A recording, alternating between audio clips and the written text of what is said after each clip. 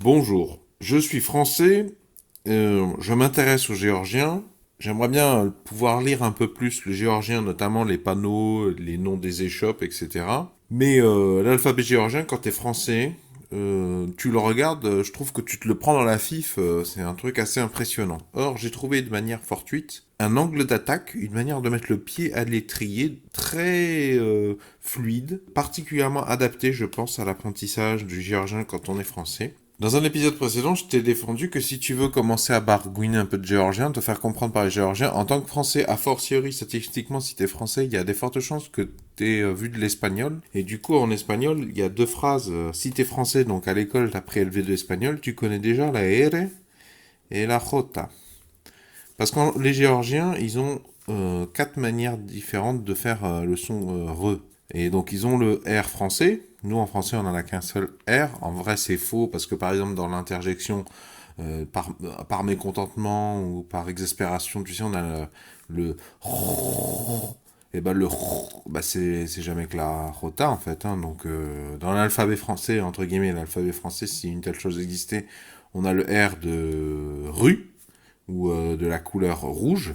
Et en espagnol, c'est rojo. Je sais plus comment ça se note là. On dirait une ñ là. C'est pas une ñ. Rojo. Donc justement, dans la continuité de ces quatre sons, justement, on va un peu permettre de le mettre à l'écrit. Ça tombe bien, c'est exactement pour ça qu'est fait l'alphabet. Je t'avais dit phonétiquement, il faudrait que tu arrives à comprendre, à entendre avec ton cerveau la différence entre le rue, rouge, le R, la R espagnole, donc rojo, le premier R de rojo, que tu saches prononcer le re, et il y a aussi le oh. Alors je le fais pas très bien, hein, et je le fais mieux dans la fluidité du mot. Par exemple, ginda kama, kama ginda, donc il y a un son très guttural. Alors justement, donc ce que je vais te demander de retenir, c'est que l'AR là, tu vois, j'ai bricolé mon propre code à partir par association, à partir de ce que je savais déjà de l'espagnol. J'ai vécu en Espagne aussi. Ce son-là, l'AR espagnol, les géorgiens. Donc tu fais un demi-cœur, d'accord? C'est-à-dire tu prends un cœur comme ça et tu le coupes là, d'accord? Ça te fait ça. Et il rajoute une espèce de virgule vers le haut. Bon, c'est pas de la très bonne qualité, hein. C'est la première fois que j'ai écrit de l'alphabet géorgien. Donc ça c'est R. Chose sympathique, le re de rue ou de rouge en français, et ben c'est exactement la même chose, sauf que il rajoute un truc là. La virgule au lieu d'être dessus, elle est dessous. Et je crois qu'ils foutent une petite décoration. Non, plus exactement, c'est plutôt comme ça. Voilà. Enfin bref, tu peux pas trop la confondre, tu vois. Une espèce de fessier là. Voilà. Donc, tu fais deux fessiers. Quand c'est vers le haut, c'est R. Quand c'est vers le bas, là, que ce soit comme ça ou comme ça, tu t'en fous à ton niveau et à mon niveau de connaissance du géorgien. Ça sera suffisant parce que tu peux pas confondre trop cette lettre avec une autre lettre de l'alphabet géorgien. Il y a des lettres de l'alphabet géorgien qui sont un enfer, qui ont l'air d'être un enfer parce qu'elles se ressemblent beaucoup. Mais celle-là, tu vois, il y a que deux boucles là. Tu peux que la confondre avec celle-là. Et encore, c'est compliqué parce que elle est au-dessus. Et c'est plutôt sympathique puisque c'est des sons assez proches, tu vois. Donc je trouve que c'est facile à mémoriser. Donc ça c'est re. Donc dans rue, rouge, courir. Et bien dans minérien, on en a déjà deux là. Donc on est deux lettres d'alphabet géorgien. Alors pour information, quand un géorgien il doit bricoler avec l'alphabet français ou taper sur un SMS en géorgien avec un alphabet sur un smartphone d'un copain français, il va mettre R, contrairement à moi. Moi j'écris plutôt R comme ça parce que j'ai appris l'espagnol et R je le garde pour ça. Et les géorgiens pour ça ils vont dire GH. Et ça peut t'aider parce que dans Google Traduction, ils vont t'écrire le mot en géorgien, Google Traduction, quand tu donnes un mot français, mais ils vont te donner aussi en alphabet latin. Et ça va être GH. Bon, alors ensuite, la jota espagnole.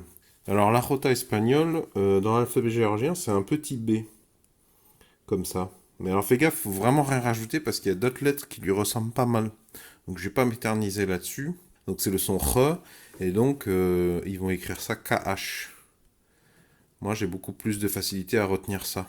dans les noms de famille, quand ils t'écrivent, quand un copain géorgien t'écrira un nom de famille d'un copain à lui ou de lui-même, parce que le son re est très présent, eh bien, il va écrire ça. Bon, et ben c'est la lettre B. Bon, ça ressemble pas du tout, hein, mais bon, voilà. Et alors donc, je t'avais dit krama, par exemple, le que de krama. Et alors ça, c'est sympathique, c'est aussi pour ça que je te recommande, c'est qu'ils font un espèce de Y. Voilà. Bon, je pense que c'est pas très bien écrit, mais voilà, il faut un espèce de Y, tu vois. Donc bricoler, d'habitude, je note ça grand Y. Bricolé avec mon propre code que je me suis bricolé. Mais la vraie lettre géorgienne, c'est un espèce, ça ressemble beaucoup à un Y. Hein. Alors ça s'appelle pas comme ça, c'est pas du tout un Y, mais au niveau de toi, quand tu vas lire ça sur un emballage géorgien de café ou une boutique où on vend du café, ben voilà, tu pourras le reconnaître facilement. Et il note ça Q'. Q'.